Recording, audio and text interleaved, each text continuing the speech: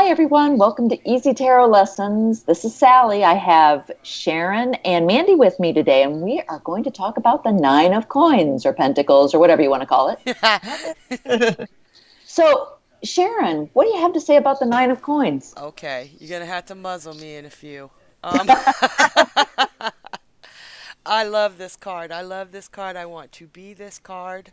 Not my favorite. Page of Cups is, but she's a real close second. She just looks so content. She has everything she needs. She's got the house in the background, the vineyard, the coins. She doesn't look like she's pompous or conceited or snobby. She just looks very, very content. A lot of people see this as a kept woman card. I can see that. And if that's what hits you, then use it. But I also see her as a self made woman. She called the shots. She got this done.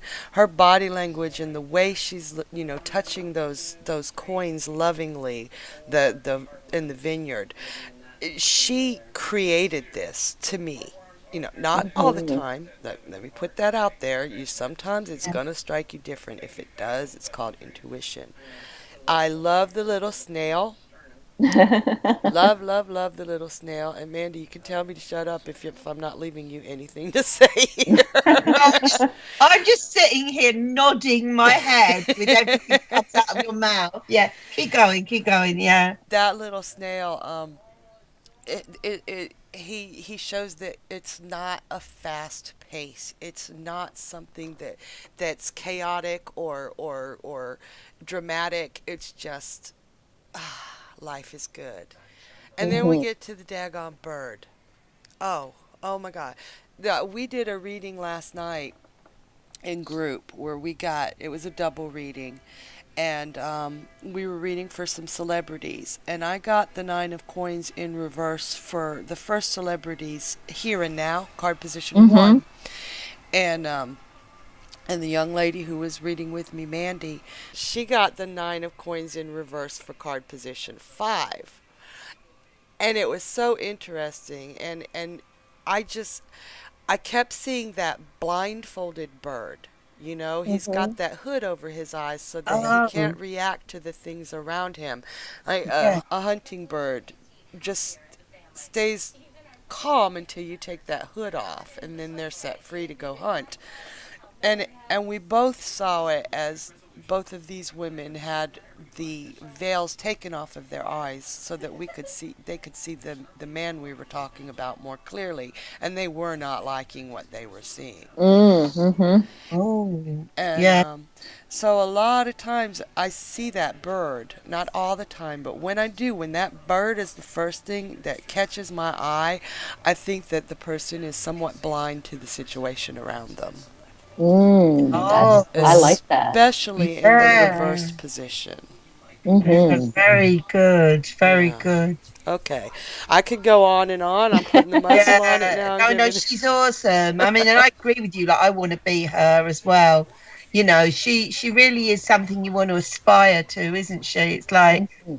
but I kind of also see her as very elegant and very stylish. Mm-hmm. I just kind of like she's got great taste. I kind of it's luxurious. I love it. I think she's awesome. But I want to try and think about her in reverse actually, just to kind of,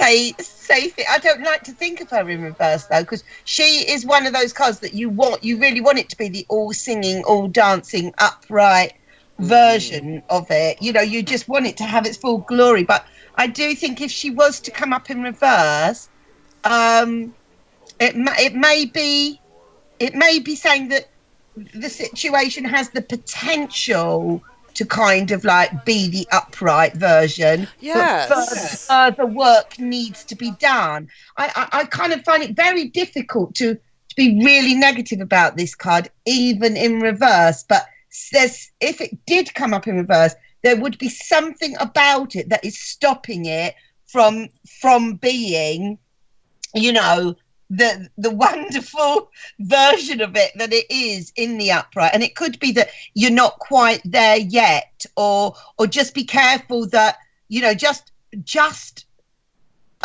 the word, like, protect your independence and your there's, I don't know, it might, or it could be saying you're too detached from everybody else. You sometimes somebody could be too independent, couldn't they, or a little bit too detached, a little bit too removed, and a little bit too above everybody else. I think that's kind of the way I would go with it if it came up in reverse. Oh, that's Yeah. When I see this in reverse, sometimes I see somebody who is out of their element and out of their comfort zone, because right side up, I'm looking at this person and they are so in the moment. They are so comfortable and they're surrounded by the things they love and luxury. So if you turn that on its end, sometimes I can see you've been tossed out of your comfort zone. You're no longer in your element. You're not comfortable where you are. Say, you know, a lot of times when we're reading tarot and we look at these cards, gender is something that always seems to come up, because some cards are drawn distinctly male, some are drawn distinctly female, and you know, the world doesn't work that way. No. And when I see this card, I don't necessarily see even female. Because when I look at the card, when I look at the way everything is cut, to me, it's not a clear-cut woman. To me, I could see somebody who is transgender even. Yeah, and I'm looking at the flowers on what this person's wearing, and to me, they scream Venus, because to me, they look like the symbol for Venus. So I see them pulling on the mantle of femininity, but not necessarily being birth gender female. And Does that make sense? It really does, because earlier you said in the reverse that they might not be comfortable in their own skin or out of their element. And with transgender, that's exactly what it is. When they cannot be who they feel they really are, they are out of their skin. It's horrible. It's a brutal thing to see.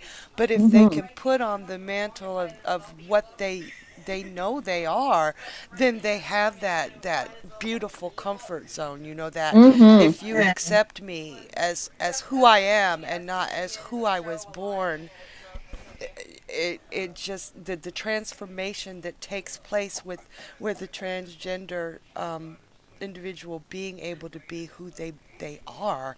I do agree with you, because I'm looking at, I don't know whether you've got your cards up, but I'm looking at her right next to the 8, and I would immediately see him in the 8 as a male, but not necessarily her as a female. I see what you do. Yeah, she's. Yeah, it could go either way. Yeah, really could. And then too, even we all have a king, and I know I'm off topic here, but this is really important to say. Just because a king is a male, it does not mean that it has to be a male in the reading. We all possess feminine qualities and masculine qualities.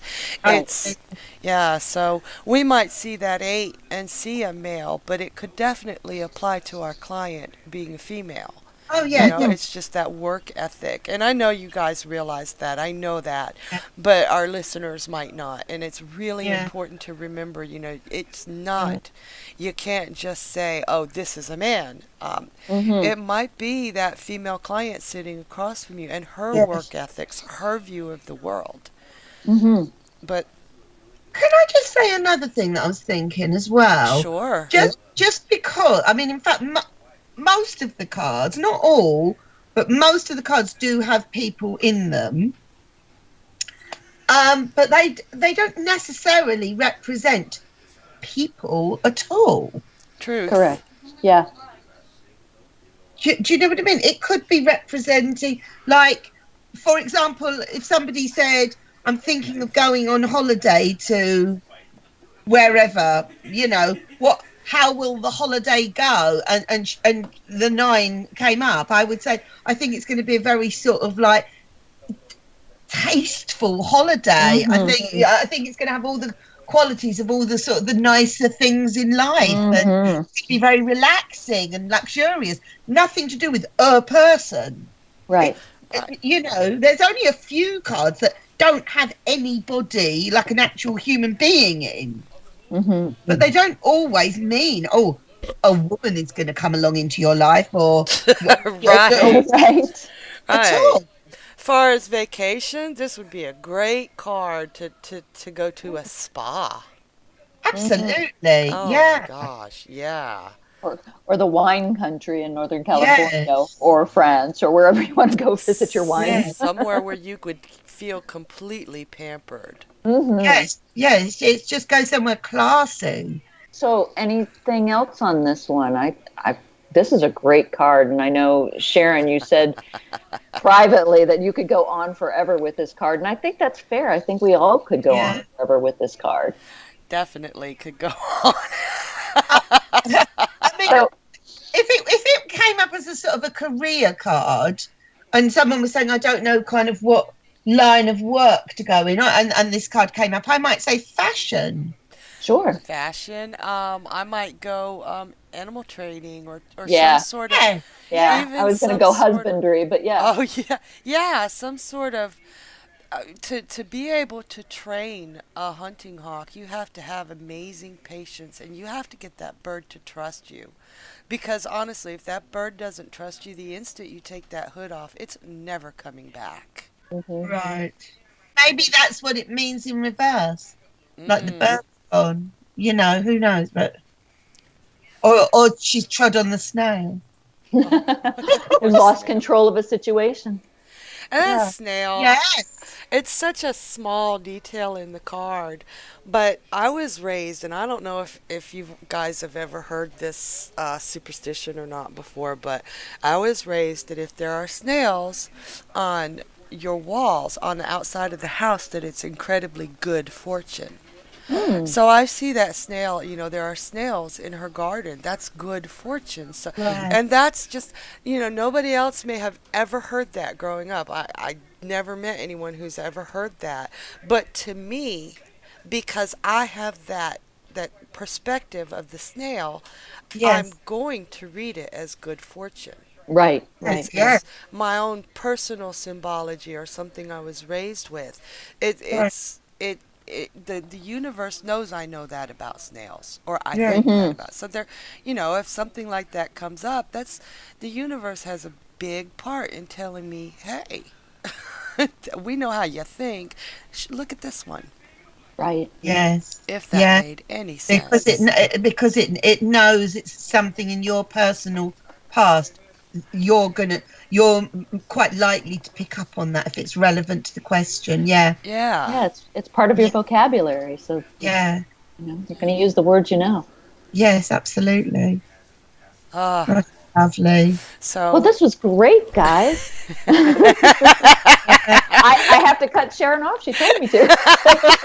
I know I'm going, but But I want to talk about her forever, which is fair. But, guys, when you listen to us, we go on and on about these cards, but that's how they're striking us at this moment. What we say isn't the be-all and end-all about these cards.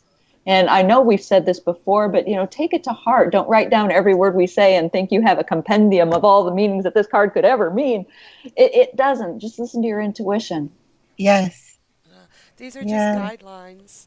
Yeah, A way that's to it. help you figure out how to interpret the cards on your own. Right. Well, thanks, guys, for being here. Thank you Thank for you, having Sally. us. Look forward to the next time. Yeah. Say bye, Bye. everyone. Bye-bye. Bye.